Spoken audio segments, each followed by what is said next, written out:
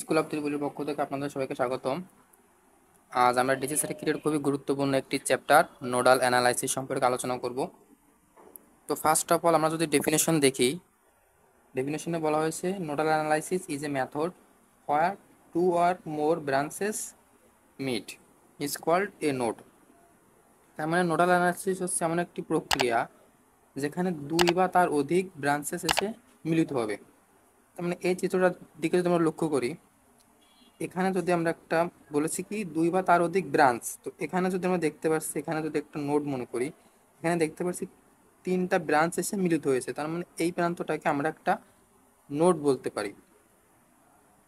তো nodal analysis মূলত ব্যবহার করা হয় আমাদের যে আননোন ভোল্টেজ বের করার জন্য, আননোন কারেন্ট বের করার জন্য নোডাল অ্যানালাইসিস ব্যবহার করে একটা সার্কিটের সহজেই ভোল্টেজ ও কারেন্ট বের করা যায়।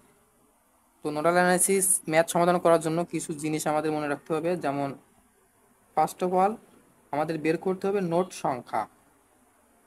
একটা সার্কিটে কতগুলো নোড আছে সেই নোড সংখ্যাটা বের করতে হবে। তো এটা আমরা কিভাবে বের করব? এই যে ডেফিনেশনে বলা আছে দুই বা তার অধিক ব্রাঞ্চ এসে মিলিত হবে। তো এখানে আমরা দেখতে পাচ্ছি এই পয়েন্টটাতে তিনটা ব্রাঞ্চ এসে মিলিত হয়েছে, তার মানে এই প্রান্তটাকে আমরা একটা নোড বলতে পারি। তো এই নোডটাকে মনে করলাম ওয়ান নোড। এবং দুই নম্বরে বলা হয়েছে রেফারেন্স এবং নন রেফারেন্স নোড ধরা। এটা হচ্ছে আমাদের নন রেফারেন্স নোড, এবং এখন আমাদের রেফারেন্স নোড ধরতে হবে। তো এটা হচ্ছে আমাদের রেফারেন্স নোড, এবং এই রেফারেন্স নোডের ভোল্টেজ সবসময় শূন্য ধরা হয়। এবং 3 নাম্বার বলা হয়েছে নন রেফারেন্স নোডগুলো ইচ্ছামতো ভোল্টেজ ধরা। তার মানে এটাকে ছিল আমাদের নন রেফারেন্স নোড এবং এটা ছিল রেফারেন্স নোড। রেফারেন্স নোডের ভোল্টেজ শূন্য, মানে নন রেফারেন্স নোডের ইচ্ছামতো ভোল্টেজ ধরা, তার মানে এটাকে আমরা V1 ধরলাম। এখন এই নন রেফারেন্স নোডে আমাদের KCL অ্যাপ্লাই করতে হবে। তার মানে এই নন রেফারেন্স যে নোডটা ধরছিলাম, এই নোড থেকে হয় কারেন্ট বের হয়ে যাবে, এদিকে যদি আমরা দেখি এই রেফারেন্স থেকে হয় আমরা ধরবো যে কারেন্ট বের হয়ে যাবে, হয়তোবা আমাদের ধরতে হবে কারেন্ট ইন্টার করতেছে। যাই ধরি আমাদের যে কোনো একটা ধরতে হবে। এবং আরেকটি জিনিস বলে রাখা ভালো, এখানে যেহেতু আমাদের নোড সংখ্যা দুটো হয়েছে, তার মানে এই দুটো নোড সংখ্যা আমাদের ইকুয়েশন হবে একটা n-1। তার মানে এখানে যদি আমরা দেখি নোড সংখ্যা আছে কয়টা, একটা নন রেফারেন্স নোড এবং একটা রেফারেন্স নোড, তার মানে 2 তার মানে আমাদের ইকুয়েশন হবে একটা। জাস্ট আমি কারেন্টের ডিরেকশনগুলো মনে করলাম সবগুলো বের হয়ে যাচ্ছে, তো কারেন্টের একটা নাম দিব। এটার ভিতরে যে কারেন্টটা বের হয়ে যাচ্ছে এটা মনে করলাম I8 কারেন্ট, এদিক দিয়ে যে কারেন্টটা বের হয়ে যাচ্ছে এটা মনে করলাম I10, এবং এদিক দিয়ে যে কারেন্টটা যাচ্ছে এটা I5। তো 4 নম্বরে বলা হয়েছে KCL অ্যাপ্লাই করতে হবে প্রত্যেকটা নোডে। এই নোডে আমরা যদি KCL অ্যাপ্লাই করি, আমরা দেখতে পাচ্ছি কারেন্ট সবগুলো বের হয়ে যাচ্ছে। তোমরা যদি KCL অ্যাপ্লাই করি, কারেন্ট দেখতেছে I5 বের হয়ে যাচ্ছে, প্লাস I8 বের হয়ে যাচ্ছে, প্লাস I10 বের হয়ে যাচ্ছে, ইকুয়াল 0। তো KCL কি বলে? KCL বলে কোনো একটা নির্দিষ্ট বিন্দুতে আগত কারেন্ট ও নির্গত কারেন্টের বীজগাণিতিক যোগফল শূন্য অত কারেন্ট। তার মানে এটা একটা নির্দিষ্ট বিন্দু যদি মনে করি, তো এটাকে মনে করলাম I1 কারেন্ট এই বিন্দুতে এন্টার করতেছে I1, এবং এই কারেন্টটা বের হয়ে যাচ্ছে I2, ঠিক এই কারেন্টটা বের হয়ে যাচ্ছে I3, এবং এই কারেন্টটা এন্টার করতেছে I4। তো বলেছিলাম ডেফিনেশনে বলেছিলাম incoming current equal outgoing current. তার মানে ইনকামিং কারেন্ট কি কি, I1 প্লাস I4। এই বিন্দুতে ইন্টার করতেছে, প্রবেশ করতেছে কোন দুটো কারেন্ট, I1 আর I4, ইকুয়াল আউটগোয়িং কারেন্ট বের হয়ে যাচ্ছে কোনটা কোনটা, I4 এবং I2 এবং I3 বের হয়ে যাচ্ছে, I2 প্লাস I3।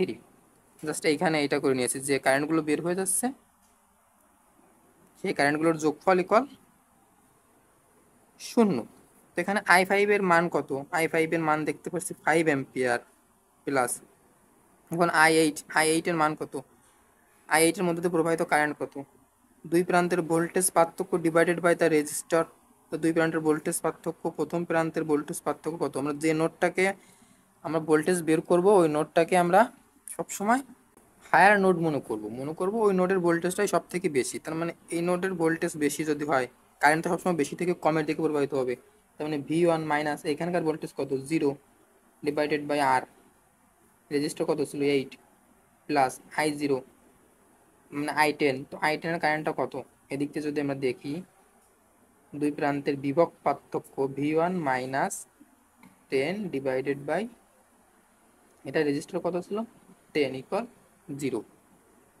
তো আরেকটু যদি বোঝার চেষ্টা করি, দেখেন এখানে ছিল V1, V1 এর সঙ্গে একটা রেজিস্টার ছিল 10 ওহম, এবং এখানে ছিল প্লাস মাইনাস 10 ভোল্ট। এখানে V1 মানে কি, এটা প্লাস এটা মাইনাস, এবং এদিক দিয়ে যে কারেন্টটা যাচ্ছিল এই কারেন্টটাকে আমরা I10 ওহম মনে করছিলাম। তো এই প্রান্তে যদি এখন এই সার্কিটে যদি আমরা একটা KVL অ্যাপ্লাই করি, minus V1 plus 10 I10 plus 10 equal 0, তো আমাদের লক্ষ্য হচ্ছে এখান থেকে I10টা বের করা। তার মানে 10I0 ইকুয়াল, এই পাশে মাইনাস ওই পাশে চলে গেলে প্লাস হয়ে যাবে, তার মানে V1, এবং এই পাশে ছিল প্লাস 10, তার মানে মাইনাস 10। তো এখান থেকে যদি আমরা I0টা বের করি, I10টা বের করি, তাহলে V1 minus 10 divided by 10, just এইটা আমরা এখানে লিখে নিয়েছি। তো এখান থেকে যদি আমরা লসাগু করি, তো আমাদের ভ্যালু আসবে 40 ইকুয়াল 0। হ্যাঁ, জাস্ট আমরা লসাগু করে নিয়েছি। তখন এই পাশে 40 চলে গেলে, তো এই পাশে হচ্ছে 0, তার মানে কোনো কিছুর সঙ্গে যদি 0 দ্বারা গুণ করা হয় মান তো 0ই আসবে। এটা আসে 200 plus 5V1 plus 4V1 minus 40 equal 0। তাহলে এখানে ছিল 200 মাইনাস 40 ইকুয়াল 160।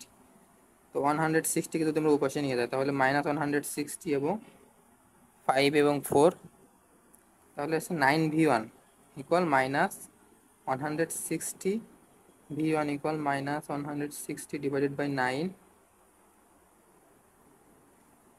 Minus 17.17 volt. এটি ছিল V1 এর মান, কিন্তু আমাদের বলেছে কি find the value of I 8, তার মানে 8 ওহমের মধ্য দিয়ে প্রবাহিত কারেন্টের মানটা আমাদের বের করতে বলা হয়েছে। তার মানে এইভাবে যদি আমরা দেখি, এখানে যে V1টা ছিল আমাদের, এবং এখানে একটা রেজিস্টার ছিল এটার মান 8, এবং এখানে যে ভোল্টেজটা ছিল, ভোল্টেজটা গ্রাউন্ডে ছিল, রেফারেন্স ধরছিলাম আমরা 0 ভোল্ট। তার মানে এদিক দিয়ে যে কারেন্টটা প্রবাহিত হবে, কারেন্টটা হচ্ছে I8। তো I8 ইকুয়াল দুই প্রান্তের বিভব পার্থক্য, তার মানে V1 মাইনাস 0 ডিভাইডেড বাই তার রেজিস্টার 8। তো V1 এর মান কত, এই যে বের করছি আমরা, minus 17.17 divided by 8, minus 2.22 ampere. তো এটি ছিল আমাদের নোডাল অ্যানালাইসিসের জন্য আজকের সমাধান। তো পরবর্তীতে আমরা যখন সুপার নোড নিয়ে ম্যাথ করব, তখন আমরা সুপার নোডের আলোচনা করব। আজকের জন্য ভিডিওটা এই পর্যন্তই। ভিডিওটি ভালো লাগলে একটি লাইক দিবেন, এবং নতুন নতুন ভিডিও পেতে আমাদের চ্যানেলটি সাবস্ক্রাইব করে রাখবেন। ধন্যবাদ সবাইকে।